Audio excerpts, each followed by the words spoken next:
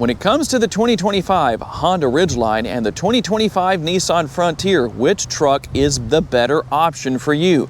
That's the goal of today's video, is to give you the details on each truck and help you to make a decision on which one you should choose. Hey everybody, it's Tom from Vehicle Visionary.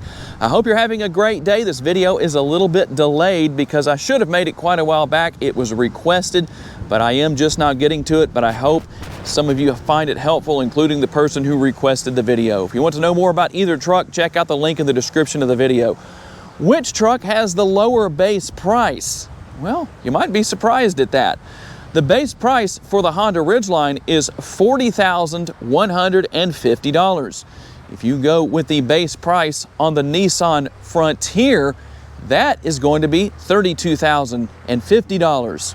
The Ridgeline is only available in all-wheel drive.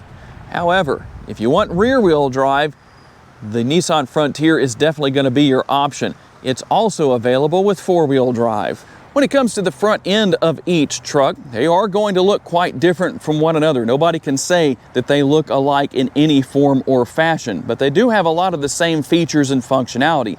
We're going to have LED daytime running lights with the Ridgeline, and then right down here on the lower portion of the bumper, you'll find the fog lights. A little bit lower down, but we do have fog lights also with the Frontier. They're just sitting a little bit higher up on the front end. Don't know if that's really too big of a deal. You'll find the chrome brow over here stretching all the way across right up here on the Ridgeline. And we'll find a little bit of a change with the front design to make the Frontier look a little bit more like other Nissan models for 2025. So I'm curious to know, which headlight design do you like more? I have to lean more towards the Nissan. I just like the more modern look to it. Although, we'll have to see what comes in 2026 with the Ridgeline. And we'll find, again, big differences with the design of the side view mirrors. Both look nice. And you'll find the turn signal indicators built in right here on the Ridgeline. We'll work our way around here, kind of a tight fit. Give you a look from this side. You're going to find your blind spot information system with the Ridgeline inside. It is here, but it's right in this area right there. But that's what it's going to be. However, you will find it built into the side view mirrors here on the Frontier. I tend to like having that more so in the mirror itself. Tell me what you think about that. Both will have the buttons on the door handles that you can push to lock or unlock the interior. And as we work our way back, something that is somewhat similar. In fact, it looks pretty much the same. Very interesting here when you look at the rear window. Both will have the rear windows that can open right there. And then we work our way back here to the tailgates. Now, there is a big difference when it comes to the bed area on each truck. When we open the bed on the Ridgeline, it is not, or the tailgate I should say, it is not dampened. However, you do have a dampened tailgate with the Frontier. I like that. It does go down on its own nicely, but that's not the biggest difference. The biggest difference is going to be the fact that we have a completely different way to open the tailgate back here on the Ridgeline, because you have the bed trunk right here. And in the bed trunk, there's a lot of space. You can partition this area off if you want to and have ice with drinks and snacks for tailgating and all that kind of stuff. There is also, let's see if I can get my hand in here. Right down here, there's also a drain plug right there that comes standard. There's your spare tire. This bed trunk is lockable, by the way. You'll also have a little bit of storage space right here and the in-bed lighting. The payload for the Frontier is 1,620 pounds. The Ridgeline not far behind at 1,599 pounds, but you will notice one big difference between the two. You have the much lower fender wells here in the Ridgeline. So that means you could actually stack things higher. If you're stacking any pieces of plywood or whatever, you can get to fit back here on top of one another. And we'll also see that we have 4 tie downs, 2 in the front, 2 in the rear on both sides for a total of 8. Now you have the fender wells a little further forward here, but they're also a little bit larger. So that's going to make a difference as well. And our tie down positions are a little bit different. We're going to have 4 total tie downs here instead of having 8. When it comes to practical use as a truck, the biggest difference will be towing. 5,000 pounds as your max towing with the Ridgeline. But if you want to tow the most, you're going to have to go with the Frontier because it can tow up to 7,130 pounds. Something that should make potential buyers of either truck happy is that neither truck comes with a 4-cylinder engine. I know a lot of people don't like that. Many manufacturers seem to be going that way with their vehicles in this day and age. With the Honda Ridgeline, we're looking at a 3.5-liter naturally aspirated V6. It puts out 280 horsepower and 262 pounds-feet of torque. It's mated to a 9-speed automatic transmission. When it comes to the Frontier, we're looking at a 3.8-liter V6. It puts out 310 horsepower and 281 pounds-feet of torque, also mated to a 9-speed automatic transmission. And how about MPGs? On the Ridgeline, we're looking at 18 city, 24 highway, 21 combined, and 4.8 gallons of gas per every 100 miles driven. The Ridgeline has a 19.5-gallon gas tank.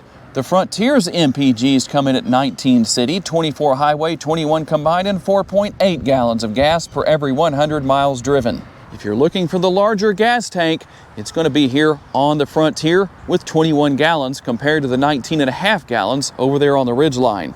Let's talk about the back seat area with the Ridgeline. Plenty of room with the armrest, but one thing that is a little unusual here is the fact that you do not have a door bin. You do have a cup holder and a little bit of space right here, but the back seat area is pretty spacious. You can raise the seat cushions up like this on both sides. Let's see what it's like when we hop inside, space-wise. There seems to be a reasonable amount of room back here. We'll find dual air conditioning vents, and we'll find a 12-volt power outlet on the rear of the center console. The one thing missing there would be the USB ports, and we're going to find a rear window defogger and the power sliding rear window. We'll also find the fold-down armrest with the cup holders built in. I like this design because of the vertical cup holders as opposed to being parallel in this area. That way, if there's a cup in each cup holder, your passengers can still use this area as an armrest. Now we will find with the Frontier a more conventional door bin. You can have the bottle holder here, space back here, and the space for the armrest seems to be enough. The only thing I do wish was different here on the Frontier is I'd rather have this area be flat instead of having this angle to it right here, because it just seems more comfortable when it's flat to use as an armrest. And something else that's going to be different here, we can lower the seat backs on the Frontier. You can do that with both sides, and you can also raise the seat cushions. And as you can see, we can do that on one side or we can do it on both. I'm just going to lift the one side. We have a release right up here on the seat itself. Now, let's hop inside and see how it feels. Now, I feel a little bit more cramped here in the back seat of the Frontier than I did with the Ridgeline, and there's not enough angle built into these back seats. You have a little bit more angle built into the Ridgeline back seats to give them a little bit of a recline. That makes a difference. And look at that.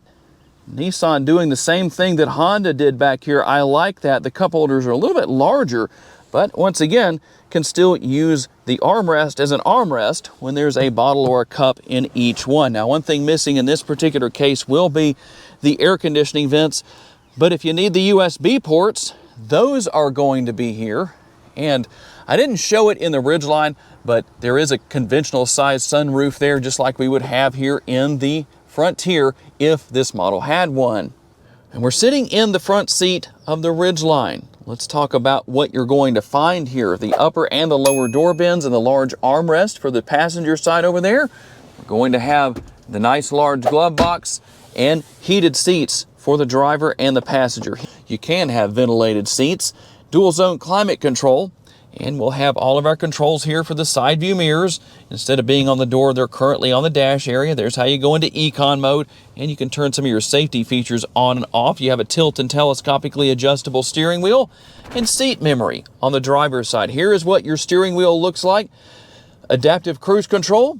You have your shifter paddles here to go back and forth through your 9-speed automatic transmission, and you can go home and scroll through a lot of different information there on the left-hand side of the digital driver's display, depending on what you need to know about or what you need to see.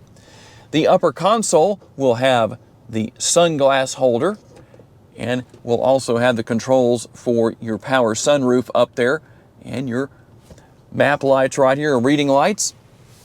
But one area that is definitely going to be dramatically different is going to be the infotainment screen. This is a 9-inch screen from Honda. Been here for a while in these models, and you can scroll through all of your different information. You have Apple CarPlay and Android Auto, depending on what you want to use. You can wirelessly pair your smartphone, dual zone climate control, and we'll also find a wireless charging pad, a couple of USB options, a 12-volt power outlet, and something that either is loved or hated, it seems. There's no neutral ground. The push button shifter, for those of you who are curious about that. That's what we have here. And you'll find your backup camera, your rear view camera, nothing unusual there. What about your driving modes? We have the drive mode selector right there. So let's go through our modes. We're going to have, let's start up here at normal, and then we go to snow, mud, and sand. And you might wonder about sport mode, or sequential mode, I should say. But here is where you go into sequential mode with the Ridgeline. And you'll find the large lid for the center console and quite a bit of space within. With the Frontier, we're going to find, once again, power seats, but the only thing you can do here is move the seat back and forth and adjust the seat back. The Frontier seat also does not move up and down and does not have lumbar support on the passenger side, but you will find lumbar support, and you can raise and lower the driver's seat the same way we could with the Ridgeline. And again, the large armrest, I wish that was flat up there. You can see that angle once again, but that's the way it is. You'll also find the large door bend down there with the bottle holder built in, and obviously a different look overall with the dash area. There's the glove box. And we'll work our way over here to the driver's side door. Now we're going to find everything in more of a conventional place here for controlling the positioning of our side view mirrors, lock and unlock the windows, all that good stuff, and roll your windows up and down. And you can see some of your other features here as well, including the same thing we had with the Ridgeline. You have a tilt and telescopically adjustable steering wheel, so we can move that either way, as you can see. And we'll find the combination of a digital speedometer and some analog gauges too. So a few different things that you can go through right here depending on what you want to see and what you want to do. We'll also have our cruise control. All that good stuff is going to be here. Both steering wheels are comfortable, by the way. And we'll go to our upper console. Once again, a sunglass holder. That's about all we're going to see here. Not too much to talk about in this case, but you can see your lights there. And the big difference is going to be right here with technology, a 12.3-inch infotainment screen. So depending on what you like where all of that is concerned, you may want to go with the Frontier because it has a little bit more modern look to it.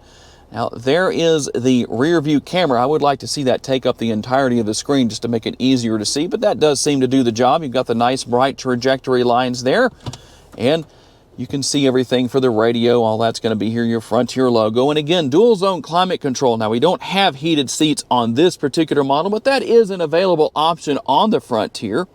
We'll also find some connectivity down here in the way of a couple of USB options. But the one big difference we're going to find that I think a lot of people are going to like more between the two is your conventional style shifter. So depending on what you like where that's concerned, this is what it seems most people are going to find to be more to their liking. Before we do our test drives, how about the remotes? The Nissan Frontier remote is on the left-hand side. It has lock, unlock, remote start, and your panic button down here. We also have remote start, lock and unlock, and also a panic button with the Honda Ridgeline remote. Driving the Ridgeline is a nice experience. It has a comfortable ride quality for a truck. I feel very comfortable here in the driver's seat. I have plenty of room, a lot of adjustability here between the steering wheel and the driver's seat, so no matter your height, you should be able to adjust things accordingly to your liking so you can be nice and comfortable. Easy to see out of. I like that. I am hoping that if we see a Ridgeline redesign, which hopefully we will at some point in the future, Honda has said nothing about that as right now, so I'm not going to say anything as to when I think that may or may not happen. but it would be nice to see some of the features that the Pilot and the Passport have, such as multiple cameras all around the vehicle, things like that, coming over. Technology here is easy to learn and use, and while this is the smaller of the two screens, it isn't complicated to learn or use, and it definitely gets the job done. When it comes to getting down the road, you might wonder, is 280 horsepower enough? It does seem to be. When you step on the pedal, it gets down the road. It's not exactly what I would call lightning quick or neck snapping performance, but it definitely does a good job of getting down the road and getting up to speed for what you need. We'll have a little bit of an opportunity here to find out. Not too much, but a little bit to accelerate here with this Ridgeline. Easy to manage brake and gas pedals. Now we'll have a little bit of a chance to accelerate some here. Let's see how this goes. Now I'm not trying very hard. I didn't get but to about half throttle, but it got down the road and got up to the speed that I wanted to without too much trouble. Maybe you got a little bit of an opportunity there to hear what the engine noise sounds like. Getting a little bit of noise from the tires and wheels, but keep in mind it is so quiet in here because I have the fan speed on low, no radio on, nothing like that. So it's definitely as quiet as it could possibly be in here. But let's see what the difference is between the Ridgeline and the Frontier. Here in the Frontier, two things to really shine a light on, we'll say. Number one, the ride quality is much better with the Ridgeline. I don't think that's going to be a big surprise to a lot of people. One thing that might be is that there is not much of a comparison between the two when it comes to overall acceleration. The Ridgeline, a little sluggish. The Frontier, definitely not sluggish. It gets up and goes. It might surprise you if this is something you haven't driven before, and while there's not a major difference in horsepower and torque, there's definitely a difference when you step on the pedal to go down the road. So I have to say, that impressed me quite a bit. The interior itself, very spacious here in the front seat with the Frontier. Again, you have the same amount of adjustability built in with the driver's seat and the steering wheel, so you don't have to worry about that being an issue regardless of your height, whether you're really tall or maybe not so tall, maybe a bit on the shorter side. One way or another, very enjoyable vehicle to drive. If you're looking for more of that truck-like experience, you're definitely going to get that here with the Frontier. The technology is, well, it looks more modern, we'll say, but both are good with technology. It's easy to learn and use. One thing that's interesting here with the technology of the Frontier is that it does seem to be a little bit more minimalized with the screen. Just the way I see it, maybe not so much to go through, but you still have a lot of great details and information that you can go through with that and use. But a little bit larger screen for those saying that 9 inches is too small for the Ridgeline. 12.3 inches here definitely seems to be the right size with the Frontier. Overall, both trucks are very enjoyable to drive depending on your situation and what your needs are. Well, if you're going to be towing a lot more, I would definitely recommend using the Frontier. Not only because it tows more, but it's also going to be able to stop a little bit faster. That's a good thing. The Ridgeline will tow up to 5,000 pounds, as I mentioned earlier in the video, but stopping with 5,000 pounds may be a little bit of a different experience, depending on the speed you're traveling with the Ridgeline compared to what you're going to experience with the Frontier. No doubt about it, if I was to say which one is a real truck, everybody is likely to say the Frontier. Both are real trucks. It's just that they're a little bit different from one another where that kind of thing is concerned. But as is always the case, I'm curious, what are the top 3 things that are most important to you that would cause you to choose one truck or the other?